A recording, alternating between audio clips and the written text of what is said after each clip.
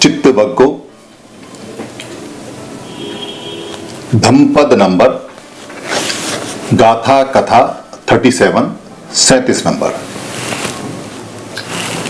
ये 37 नंबर की जो कथा है और गाथा है ये बड़ी इंटरेस्टिंग और बहुत ज्यादा मजेदार है। अगर आपने शेख चिल्ली का नाम सुना हो या एक शेख चिल्ली की कहानी जो बचपन में सुनाई जाती है तो वो कहानी इसी कहानी का एक अलग रूप कह सकते हैं या उस कहानी से मिलती जुलती कहानी कह सकते हैं। एक संरक्षित सावथी के अंदर संरक्षित करके एक भिक्षु थे जो विनय के नियम के बड़े पक्के थे। धम्म के नियम, संघ के नियम बहुत ज्यादा से अक्षर पालन करते थे। जैसे भगवंतु ने वेदांत गुण ने बता दिए वैसे ही बिल्कुल से अक्षर पालन किया करते थे।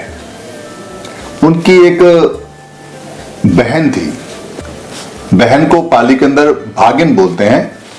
तो उनकी जो भागिन थी उसको एक बेटा हुआ और चूंकि संरक्षित भिक्षु बन चुके थे और बड़े नामी भिक्षु थे इसलिए उनकी बहन ने अपने पुत्र का नाम उसी जो भाई थे यानी जो संरक्षित भिक्षु थे उनके ऊपर रखा।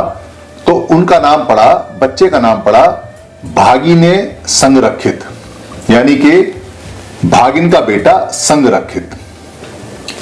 भागिने जब बड़ा हुआ तो अपने मामा को देख के उसका मन भी धम्म में जाने के लिए मचलने लगा और उसने भी जो संपदा है उपसंपदा है वो ली और वहां सामनेर का जीवन व्यतीत करने लगा, साधना में रत रहने लगा। जब वो भागिने संरक्षित यानी संरक्षित का जो भांजा था, उनकी जो बहन का लड़का था जो सामनेर हो गया, जब वो एक गांव में ठहरा तो वहां वर्षावास का समय चल रहा था। वर्षावास के समय उसको 2 चीवर दान में मिले। 2 चीवर दान में मिलने पे एक चीवर उसने रखा अपने मामा के लिए क्योंकि मामा से वो बहुत ज्यादा प्रेरित था। मामा उसके लिए सब कुछ थे, बड़ी श्रद्धा थी, बहुत ज्यादा मामा का मान था, सम्मान था। तो उसने कहा कि मामा को एक चीवर दूंगा तो मामा खुश होंगे तो उसको अच्छा लगेगा। ऐसा मन में बना के उसने चीवर को संभाल के रखा और जब वो सावित्री पहुंचा तो वहां जाके उसने वो चीवर अपने मामा को दिया। क्योंकि मामा संघ के नियमों के, धम्म के नियमों के बहुत पक्के पालक थे। उन्होंने कहा कि मेरे पास तो चीवर है और अभी वो फटा नहीं है, इसलिए मुझे चीवर की आवश्यकता नहीं है। जिस किसी और भिक्षु को चीवर की आवश्यकता है आप उसको दे दो या इसे संघ में जमा करा दो। ये सुनकर क्योंकि जो भागिने संरक्षित था वो छोटी उम्र का था, अभी बच्चा था, तो उसके दिल को बहुत ठेस लगी। उसे सोचा कि मामा जी मुझे बहुत ज्यादा तारीफ करेंगे, बहुत प्यार से देखेंगे, बहुत मान सम्मान देंगे, बड़ी भूरी भूरी प्रशंसा करेंगे और यहाँ तो सारा उल्टा हो गया। उन्होंने एक तरह से धुतकार दिया और ये उसके मन को बहुत ज्यादा ठेस लगी। उम्मीद से परे जो बातें, जो इच्छा उसकी उत्पन्न हुई थी, जो राग उत्पन्न हुआ था, उसके विपरीत उसके बिल्कुल उलट बात हो गई।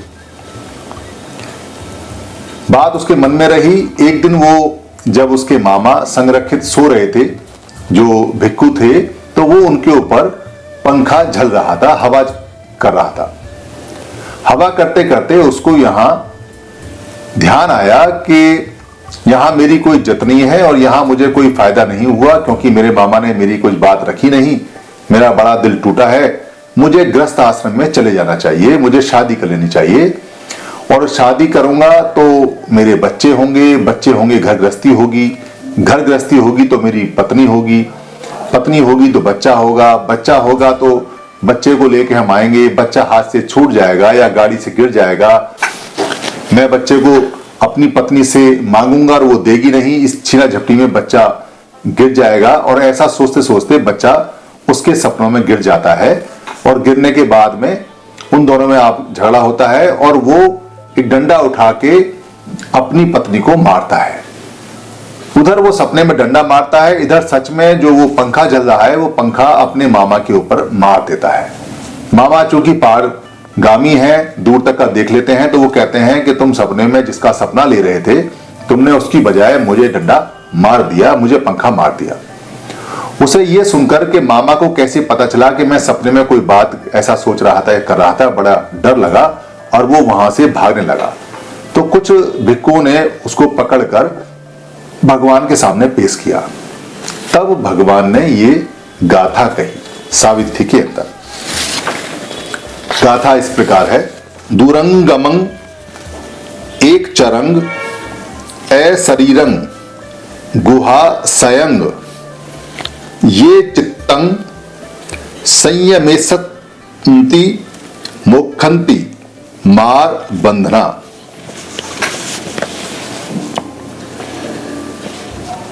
दूरंगमं, दूरंगमन का मतलब है दूर तक जाने वाला। ये जो बता रहे हैं भगवान गाथा में, ये चित्त की और मन की बात बता रहे हैं। दूरंगमन यानी कि ये दूर तक चला जाता है। आपने भी देखा होगा कि मन कभी घर में है, कभी बाहर है, कभी छुट्टियों में जहां बिताई है वहां है, कभी अमेरिका के सपने हैं, कभी जापान के हैं, कभी अंतरिक्ष के हैं। एक सेकंड में कहीं का कहीं पहुंच जाता है, यानी दूरंगमन है, दूर तक जाने वाला मन है, चित्त है, माइंड है। एक चरंग, एक चरंग का मतलब है कि अकेला चढ़ता है, यानी अकेला ही जाता है, साथ किसी को लेकर नहीं जाता, अकेला ही दूर दूर तक भ्रमण करता है। ए शरीरन, ए शरीरन का मतलब है कि इसका शरीर साथ नहीं होता, यानी शरीर वहीं रहता है और ये दूर तक चला जाता है और अकेला जाता है। गुहा संयंग, गुहा माने जो होता है गुफा होता है, और संयंग माने उसमें रहने वाला होता है, यानी कि ये गुफा में रहता है, छुप कर रहता है, किसी को दिखाई नहीं देता। यानी कि मन आपका कहां से कहां पहुंच गया, अकेला जाता है, शरीर यहीं है और छिप के जाता है, किसी को पता भी नहीं चलता।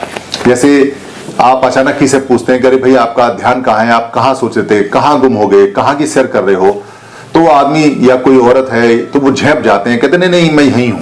बेसिकली उनका शरीर भी यहीं है, वो यहीं पर स्थित है, मगर वो बात को छुपा जाते हैं क्योंकि उनका मन कहीं का कहीं घूमता रहता है। फिर वो यहाँ प्रेजेंट में आ जाते हैं, फिर मन भाग जाता है, चित्त चलता रहता है, माइंड चलता रहता है। ये चित्तं संयम में संति, संयम में संति का मतलब है ये चित्तं यानी जो मन है, ये माने जो और चित्त माने मन है। में संयंती, में संयंती का मतलब कि जो इसको संयत में करेगा, इसको काबू में करेगा, इसको बंधन में करेगा, इसको दमन करेगा, इसको कंट्रोल करेगा। जो मन को कंट्रोल करेगा, अपना साध लेगा, अपने वश में कर लेगा। मोक्षंती मार बंधना, मोक्षंती मार बंधना का मतलब है कि वो मोक्ष को प्राप्त कर लेगा, वो मुक्त हो जाएगा। किससे मुक्त होता है, किससे? मार बंधन से, मार से के बंधन से। मार बंधन, मार बार बार आएगा। मार का जो वीडियो मैंने बनाया है वो जरूर आप देखें, उसमें मैंने बताया है कि मार कितने प्रकार का होता है और बहुत इंपॉर्टेंट है मार का। धम्म अगर सीखना है तो मार के बारे में जानकारी होनी चाहिए। 10 प्रकार की मार है, वही मार चलेगी दुनिया में हर एक मनुष्य में, चाहे वो अंग्रेज है, चाहे फ्रेंच है, चाहे जर्मन का है, चाहे अरब का है, ईरान का है, उर्दू का है, हिंदू है, मुसलमान है, जैन है, सिख है, ईसाई है, पारसी है, ज्यूज है, किसी जाति किसी धर्म का सिर्फ मनुष्य है, चाहे पढ़ा हुआ है या अनपढ़ है या छोटा है या बड़ा है। 10 प्रकार से दुख आता है मनुष्य के शरीर में, उसको मार बोलते हैं। यानी वो मार के बंधन से मुक्त हो जाएगा, दुख के बंधन से मुक्त हो जाएगा, जो अपने मन को संयत कर लेगा, कंट्रोल कर लेगा। क्योंकि ये मन बहुत दूर तक जाता है, अकेला जाता है, ये बिना शरीर के जाता है और ये छुप कर जाता है, जैसे गुफा में रहता है। ऐसा करके उन्होंने गाथा का अर्थ बताया और गाथा बताई, जो बहुत ही प्रमुख गाथा है, चित्तवक्की गाथा नंबर 37। धन्यवाद।